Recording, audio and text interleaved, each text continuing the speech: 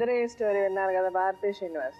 నాకైతే I have an idea. మీరేమనుకుంటారు first of all issues చెప్పండి. బికాస్ సైకలాజికల్ గా I have a feeling that some problem with that. First ఆ parents కి అది అర్థం అవ్వాలి.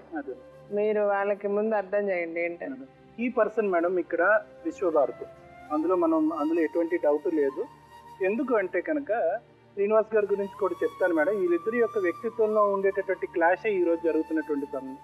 ఏదేమన్నా కూడా మాట్లాడని విశ్వభారతి గురించి నేను చాలా వరకు మాట్లాడాలన్నా. ఎందుకంటే రెండు భయంకరమైనటువంటి అంశాలు ఇక్కడ ఉన్నాయి. ఇక్కడ ఎవరు కూడా విశ్వభారతి చెడ్డ ఆమె అని అనటానికి అయితే లేదు. కానీ ఆ అమ్మాయి వ్యక్తిత్వం, ఆ అమ్మాయి ఆలోచన శైలి ఈ రోజు ఈ అనర్థాలకి కారణం అని నాకు అనిపిస్తుంది. సున్నితమైనటువంటి మనస్తత్వం ఉండేటటువంటి వాళ్ళు అంటే మనం తరచూ అంటూ ఉంటాం, అడగందే అమ్మాయినా అన్నం పెట్టదు అని. ఇక్కడ విశ్వభారతికి అడగటం రాదు, ఏం అడగాలో తెలియదు. తన తరపున వకాల్తా పుచ్చుకుని మాట్లాడేటటువంటి తల్లిదండ్రులే కనిపిస్తున్నారు కానీ ఇక్కడ ఇంకోవైపు విశ్వభారతి నోట ఏంటో మాటే రావట్లేదు. చూసేటటువంటి వాళ్ళకి బహుశా కొద్దిగా మిస్అండర్స్టాండింగ్ రావచ్చు. అరే ఈ అమ్మాయి చాలా అనుభవించినట్టుంది, చాలా టార్చర్ పడిపోయినట్టుంది, హింస పెట్టేసినట్టున్నారు, కాబట్టి ఆ అమ్మాయి మాట్లాడలేకపోతుంది అనేటట్టు. ఇక్కడ తను తప్పు చేస్తుంది అని మన భావన కాదు, ఆ అమ్మాయి వ్యక్తిత్వమే అంత. సున్నితమైనటువంటి మనస్తత్వం ఉండేటటువంటి వాళ్ళు చాలా మంది విశ్వభారతిలాగే ఉంటారు.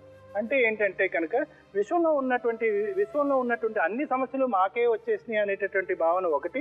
తర్వాత ఏంటంటే ఈ విశ్వ ప్రయత్నం చేసి ఎవరికి ఏమ కుట్టేంత కూడా అపాయం కలగకూడదు అనేటటువంటి భావన కలిగేటటువంటి వాళ్ళు. ఈ రెండో అంశం వినటానికి చాలా బాగుంది, చాలా మంచి మా అమ్మాయి అని మనం అనుకోవటానికి ఉంది. అరే ఎవరికి నొప్పి కలగకూడదు, ఎవరికి బాధపడకూడదు, నేను ఎవరిని ఒక మాట అనకూడదు అనేటటువంటి తత్వం ఉంటాం.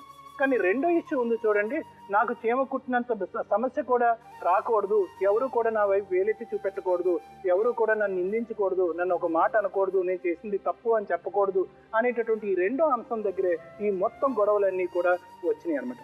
అంటే ఏంటంటే సున్నితమైనటువంటి వాళ్ళు వేరే వాళ్ళ వైపు వేలెత్తి చూపెట్టరు, వేరే వాళ్ళు వాళ్ళ వైపు వేలెత్తి చూపెడితే కనుక తట్టుకోలేరు. ఇటువంటి వాళ్ళు యూజువల్గా ఒక విధమైనటువంటి మానసిక ఒత్తిడి, డిప్రెషన్లోకి వెళ్ళేటటువంటి అవకాశం ఉంటుంది.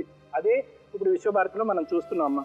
శ్రీనివాస్ యొక్క మనస్తత్వాన్ని మనం చూస్తే కనుక అతను తాగడు, అతను తిరుగుబోతు కాదు, ఆ ఊర్లో ఒక పేరుంది. ఓకే, చిన్నపాటి గొడవలు వస్తున్నాయి, సమస్యలు వస్తున్నాయి అన్నది మన అందరికీ అర్థమవుతుంది. దాన్ని ఈ అమ్మాయి టార్చర్ కింద ఎందుకు వాడుతుంది? నిజంగా టార్చర్ అనేటటువంటి మాట డెఫినేషన్ ఆ అమ్మాయికి వచ్చా నీకు అర్థమవుతుందా? సో ఇక్కడ ఏంటంటే టార్చర్ అనేటటువంటి మాట అంటే సింపుల్గా లీగల్గా కానీ సైకలాజికల్గా కానీ చూసుకుంటే అబ్యూజ్ అంటూ ఉంటాం. అబ్యూజ్ అనేటటువంటి మాట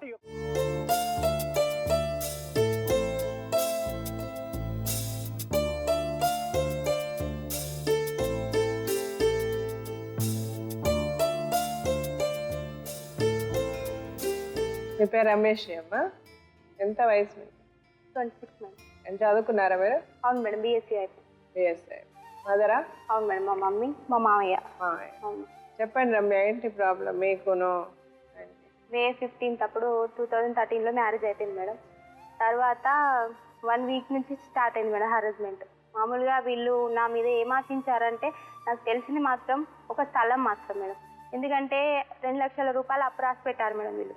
నేను పెళ్ళయి వారం రోజులు కాలేదు, 2 లక్షల రూపాయలు అప్పు రాసి ఆ 2 లక్షల అప్పు తెచ్చి మీరు ఇంటి దగ్గర నుండి తీసుకొచ్చి ఇచ్చేయాలి, నువ్వు మీ మమ్మీ నాన్న మీ అమ్మమ్మ నన్ను ఎవరినన్ను అడిగి తీసుకొచ్చి ఇవ్వాలి, నాకు ఇవి అవసరం ఉన్నాయి డబ్బులు, నా పెళ్ళికి అంటే మా పెళ్ళికైనా ఖర్చు ఇది అని చెప్తున్నారు మేడం. అంటే మామూలుగా కట్న కానుకలు అనేది ముందు మాట్లాడుకుంటారు, 1 రూపాయి కూడా లేకుండా ఫస్టే ఇచ్చేసిళ్ళు మేడం మమ్మీ వాళ్ళు.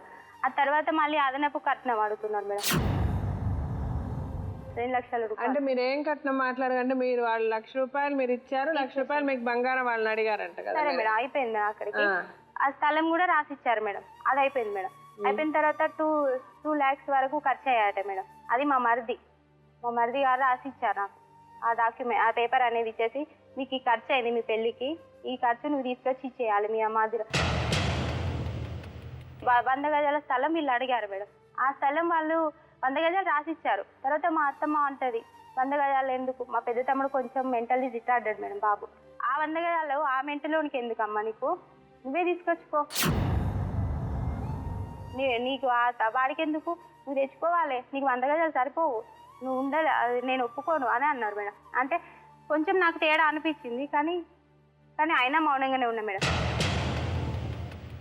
అయితే నేనైతే తెచ్చిచ్చేది లేదు, మా ఇంట్లో ఫ్యామిలీ సపోర్ట్ నాకు సరిగా లేదు అని నేను చెప్పేసిన మేడం మా ఆయనతో. చెప్తే స్థలం అమ్మాలని చూసిల్లు మేడం. లేదా లోన్ అయినా తీసుకొచ్చి 5 లక్షల రూపాయలు తెచ్చి మా పెద్ద తమ్ముడు CA చేస్తాడు, వాడికి డబ్బులు ఇవ్వాలి నేను, మా అమ్మ వాళ్ళకు షాప్ పెట్టిస్తా, క్లాస్ స్టోర్ నేను అని, నాకు ఇట్లా ఫైనాన్షియల్గా నాకు అవసరం మనీ, నువ్వు 5 లక్షల రూపాయలు ఇప్పుడు తెచ్చని, లేకపోతే నేను నీ స్థలం అన్న అమ్మడానికి నువ్వు సంతకం అన్న పెట్టన్నారు మేడం మా హస్బెండ్. అంటే నేను అప్పుడు వినలేదు మేడం. ఆ లోపల ఆషాఢ మాసం వచ్చింది మేడం పెళ్ళైన తర్వాత. అప్పటికి నాకు కొంచెం జ్వరం కూడా ఉండే మేడం. ఆషాఢ మాసం అని ఇంటికి వెళ్ళిన తర్వాత ఫ్యామిలీ సిస్టమ్ బీరువానే కావాలన్నారు మేడం మా ఆయన. అయినా కూడా మా అమ్మ ఇచ్చేది నా కూతురికే కదా అన్నట్టుగా కష్టమో ఏదో ఒకటి చేసి ఇచ్చేసింది మేడం. ఇచ్చేసిన తర్వాత ఫ్యామిలీ సిస్టమ్కి 2 లాకులు ఉంటాయి. నా లాకర్లో నా డాక్యుమెంట్ పెట్టుకొని వచ్చేసిన మేడం. తెలియకుండా చెప్పకుండా ఏం చేస్తారో మరి వీళ్ళు ఇస్తారో ఇవ్వరో అని చెప్పి ఈయన మా మరుదులు మా అత్తమ్మ వీళ్ళందరూ కలిసి లాకర్ మార్పిచ్చిల్లో పగలగొట్టిలో తెలియదు మేడం. లాకర్ తీసేసి అందులో నుంచి డాక్యుమెంట్ తీసి అమ్మడానికి చూసింది మేడం. ఆ తర్వాత నేను ఆ రోజు తొలి ఏకాదశి పండుగ వచ్చింది మేడం. అంటే గోల్డ్ శారీస్ ఏం తీసుకెళ్ళలేదు, మామూలుగా పండుగ వచ్చింది కదా ఇంటికి వచ్చి నేను తీసుకెళ్తా, మరి పండుగకి వెళ్ళాలి, ఫస్ట్ పండుగ మనకు పెళ్ళైన తర్వాత అని మా ఆయనకి ఫోన్ చేసి చెప్తే అని నాంచింది మేడం. నాంచిన తర్వాత అయినా సరే అని ఒకసారి వెళ్తే లాకర్ తీస్తే నా లాకర్ తోట రావట్లేదు. ఏంటి మరి ఇట్లా రావట్లేదు అని అంటే వేరే కీస్ తీసుకొచ్చి తీస్తాను మేడం. ఏంటి ఇలా అయిందని అంటే అప్పటికి మేము పెద్ద మనిషినే తీసుకెళ్ళాం మేడం. అప్పటికి కూడా మామూలుగా ఏం తీసుకొచ్చుకున్నదో అమ్మాయి అంటారని మా పెళ్లి పెద్ద ఎవరైతే ఉన్నారో ఆయననే తీసుకెళ్ళిపోయి ఆ గోల్డ్ను తీసుకెళ్దామని వచ్చింది మేడం. అప్పటికి లాకర్ చేంజ్ అయింది. ఆ పెద్ద మనిషి చూసి అమ్మ లాకర్ మార్చడం ఏంటి, డాక్యుమెంట్ తీయడం ఏంటి, అసలు మీకు ఇంత అవసరం ఏంటి, ఇచ్చింది మీకే కదా ఆయన అన్నారు మేడం. అంటే మేము 4 మగవాళ్ళం ఉన్నాం, ఏం చేసుకుంటావు చేసుకోవాలి ఏం అంటే ఇంకా వరస్ట్ లాంగ్వేజ్ మేడం. అంటే ఆ పెద్ద మనిషి ఉన్నారు, బాబు 2 days టైం ఇస్తానని, ఆ డాక్యుమెంట్స్ అక్క వాళ్ళ చేతికి ఇస్తావా బాగుంటుంది, లేదంటావు నేనే ఈ అమ్మాయిని DSP ఆఫీస్ తీసుకువెళ్ళి కంప్లైంట్ ఇప్పిస్తా అన్నారు మేడం. ఆయన అన్న తర్వాత కూడా వినలేదు మేడం. ఏం చేసుకుంటావు చేసుకోపో, నేను అమ్ముకుంటా అంతే, నాకు అవసరం, నేను దాన్ని చేసుకున్నదా ఆ స్థలం కోసం. అంటే మళ్ళీ అప్పుడు నేను పోలీస్ స్టేషన్లో కంప్లైంట్ ఇచ్చేసాను. అది ఫస్ట్ కంప్లైంట్ మేడం నేను ఇవ్వడం పోలీస్ స్టేషన్లో, మహిళా పోలీస్ స్టేషన్. ఇచ్చిన తర్వాత మేడం అన్నారు, నీకు ఇంత అవసరం ఏమొచ్చింది బాబు, లాకర్ మార్పియడం ఏంటి అమ్మాయికి, అందులో ఇంకోటి మేడం ఆశ్రమాసంలో కన్సీవ్ అయినట్టుగా నాకు తెలిసింది. ఏంటి కన్సీవ్ అయింది, ఇట్లా కన్సీవ్ అయింది కదా అని అంటే ఈయన అన్నారు, ఇప్పుడే మనకు పిల్లలు వద్దు, ఎందుకంటే నాకు ఇప్పటికే ప్రాబ్లం ఉన్నాయి ఫైనాన్షియల్గా, నేను చెప్పిన కదా అంటే సరేలేండి అని అన్నట్టుగా ట్యాబ్లెట్ ఏదో తెచ్చింది మేడం. నాకు తెలుసు, నేను వేసుకున్నాను మేడం. ఆ తర్వాత ఈయన ఇందులో నుంచి నేను క్యూర్ అవ్వలేదు, ఇక్కడ లాకర్ మార్పిచ్చేసి అందులో అంతా నాకు ఎంత అయోమయం అనిపించింది తెలుసా మేడం, ఇంత మోసం ఎక్కడని ఉంటుందా అని నేను చాలా మెంటల్గా డిస్టర్బ్ అయిపోయి కేసు వేసిన మేడం. అప్పుడు డెలివరీ అయ్యి మా కొడుకు పుట్టదకు సుతం మా ఆయన నా దగ్గరికి రాలేదు. మా అమ్మ వాళ్ళకి ఇట్లా కొడుకు పుట్టిరమ్మా రామ్మా అని మా అత్తమ్మకు చెప్తే వస్తే సరే వస్తాం, మీ అల్లుడు వస్తే నేను వస్తా అన్నది. మా అమ్మ వస్తే నేను వస్తా అని ఆయన అన్నాడు. ఆమె కాలు మొక్కి ఆమెను బతికిమాడి మా ఆయనను బతికిమాడుకొచ్చింది. ఎత్తుకో బిడ్డ నీ కొడుకుని ఎత్తుకో అంటే ఎత్తుకుంటాడు, లేకపోతే అక్కడ పడుకోబెట్టాడు. తను మా బామ్మర్దిని నువ్వు కేసు పెట్టి నువ్వు పోలీసులో పిలిపించి నువ్వేం పనుకున్నావు ఇక్కడ అనేసి మా అన్నయ్య అయితే ఘోరంగా తిట్టింది మేడం. రోడ్డు మీద చేను పనికి వెళ్ళేటోళ్ళు అందరూ అక్కడ ఆగబట్టారు మేడం. బట్టలు సూట్ కేసు బ్యాగులు మొత్తం ఎదురేసాడు మేడం. నా కొడుకును కూడా బయట పడేసింది మేడం. అమ్మారు తినడం మేడం, గుట్కాలు తినడం మేడం, మొత్తం అవన్నీ మానుకోవడానికి చాలా మేడం నాకు ఏకాంతం దొరికినప్పుడు కూడా మొత్తం అది చెప్పుకున్నాం మేడం మానుకోవాలని. వాళ్ళమ్మ ఇంకా హరాస్మెంట్ చేస్తే ఇంటి మీదకి వచ్చి మొత్తం గొడవ పెట్టుకుంటూ సరిగా మాగరు ఉంచకుంటూ మొత్తం ఇంటికి తీసుకెళ్ళి గుడమ్మమ్మ ఇవ్వడం, సుతార్ పనులు తీసుకెళ్ళడం, ఇలాంటి విధానం చేసేది మేడం. ఇంకో పెళ్లి చేసుకొని మళ్ళీ ఒక కొడుకుని చంపేసుకొని మళ్ళీ ఆవిడ తీసుకొచ్చి ఆవిడతో కాపురం చేసి ఇంకొక బిడ్డను కంటావా నువ్వు?